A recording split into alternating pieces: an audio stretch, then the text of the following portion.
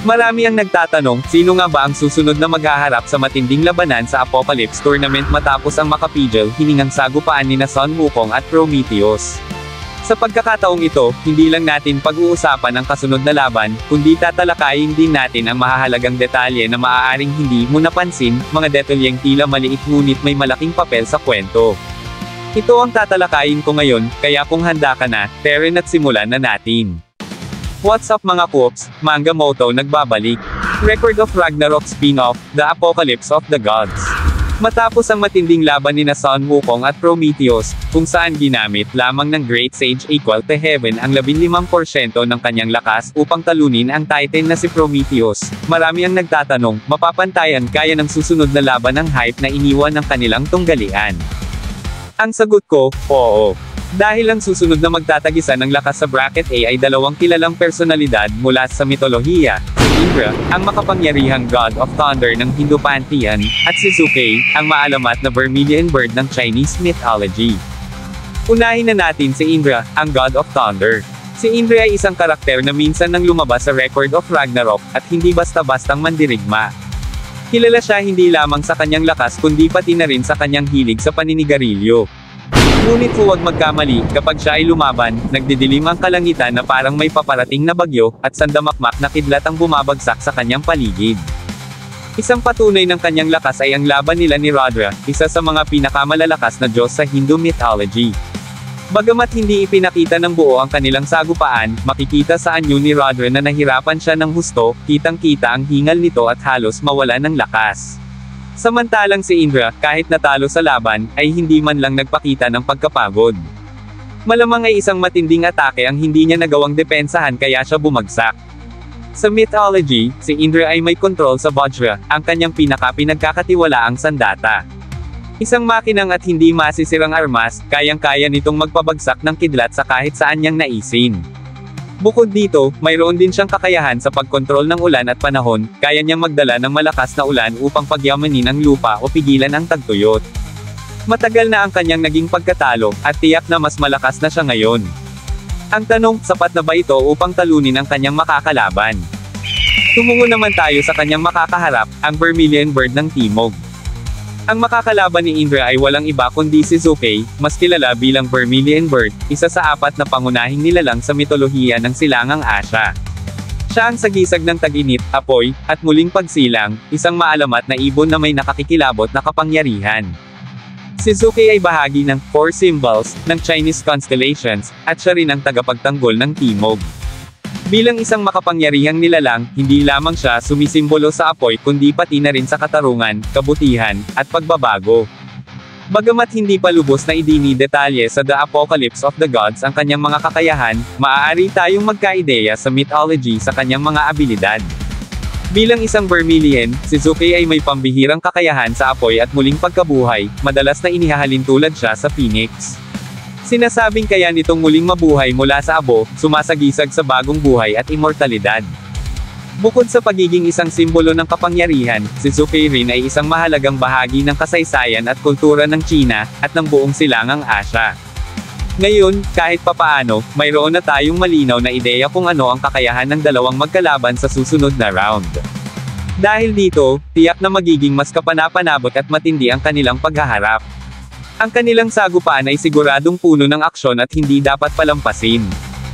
Isang laban ng titindi sa bawat sandali, isang sagupa ang magpapayanig sa kalangitan at kalupaan. Sino kaya ang mananaig sa tunggalian ng kidlat at apoy? Hindi pa rito nagtatapos ang ating kwentuhan, dahil babalikan natin ang isang makapigil hiningang labanan kung saan hinarap ni Sun Wukong ang mga pinakamalalakas na Diyos. Sa eksenang ito, hindi siya nag-iisa, may 3 kasamahan siyang kasama sa pakikidigma. Gayunpaman, sa 3 ito, 2 lamang ang handang sumabak sa matinding bakbakan.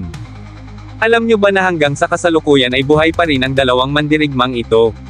Hindi ko na kayo bibitinin pa, sila mismo ang matatalik na kaibigan ni Sun Wukong, na palagi niyang kasakasama.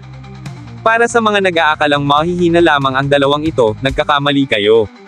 Tandaan, hindi basta-bastang kalaban ang kanilang hinarap, mga Diyos na may mataas na ranggo, makapangyarihan, at kinatatakutan. Ngunit sa kabila ng matinding pagsubok, nagawa nilang manatiling buhay hanggang sa kasalukuyan. Sa unang tingin, maaaring magmukha silang mahihina sa kasalukuyang panahon, ngunit huwag kayong magpalinlang sa inyong nakikita. Ang totoo, sila ay mga halimaw pagdating sa lakas, walang duda, kaya nilang makipagsabayan sa sinuman. Para sa mga nakapansin naman sa tinatahak na daan ng kwento ng The Apocalypse of the Gods, alam kong batid nyo na rin ito, hanggang ngayon, wala pang namamatay sa Tournament of Apocalypse. Ang ebidensya nito ay makikita sa naunang laban ni Cuchulainn, kung saan ipinakita ng kanyang sandatang Gaybold ang kakayahan nitong hindi tumigil sa pag-atake kay Rahorekti hanggat hindi nito napapatay ang kalaban. Gayunpaman, para kay Cuchulainn, sapat na ang kanyang pagkapanalo. Dahil dito, inutusan niya ang kanyang divine weapon na bumalik sa kanya, na naging dahilan upang maisugod pa sa infirmary si Rahorekti para agarang magamot ang kanyang mga natamong pinsala. Para naman sa mga nagtataka kung bakit tinawag ni Cuchulainn ang kanyang sandata bilang Kuruwid, imbes na Gaybold, ang paliwanag dito ay may kaugnayan sa kasaysayan ng kanyang sandata. Ang pangalang Kuruwid ay tumutukoy sa isang halimaw na minsang hinarap ni Cuchulainn, at ang mga buto ng halimaw na ito ang ginamit upang malikha ang Gaybold. Sa madaling sabi, paminsan-minsan ay nababanggit niya ang pangalang Kuruwid dahil sa pinagmulan nito, ngunit sa karamihan ng pagkakataon, Gaybold pa rin ang tawag niya sa kanyang divine weapon, isang sandatang may sariling pag-iisip. Sa sumunod na round 2, muli ay walang namatay, at ito ay dahil sa desisyon ni Sun Wukong na hindi tapusin si Prometheus. Bagamat marami ang nadismaya sa kinalabasan ng laban, dahil tanging 15% lamang ng kanyang kapangyarihan ang ginamit ni Sun Wukong upang talunin si Prometheus, at hindi na ito binigyan pa ng pagkakataon upang makapag-comeback, sa kabuuan ay tinanggap ko na rin ang resulta. Ipinakita ng laban na maraming malalakas na mga Diyos ang hindi nakasama sa Ragnarok, ngunit ngayon, sa tournament ng Apocalypse, ay nagbabanggaan na sila. Ang mga pangyayaring ito ay nagbigay sa atin ng mas malinaw na ideya kung paano nagkakaroon ng mga kakaibang alon ng lakas at tensyon sa buong mundo ng mga Diyos. Para sa mga sabik na naghihintay ng Jack the Ripper, nais ko kayong bigyang update, natapos ko ng kulayan ang mga panel, at kasalukuyang tinatapos ang script. Napakaganda ng nilalaman ng Kabanata 43 ng manga ni Jack, dahil sa wakas, kumpleto na ang Ultimate Alliance sa mismong isla ng kanilang kalaban. Punong-puno ito ng tensyon at aksyon, kaya siguradong mapapahinto kayo sa paghinga sa bawat eksena.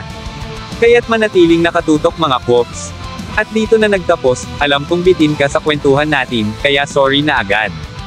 Shoutout po muna kina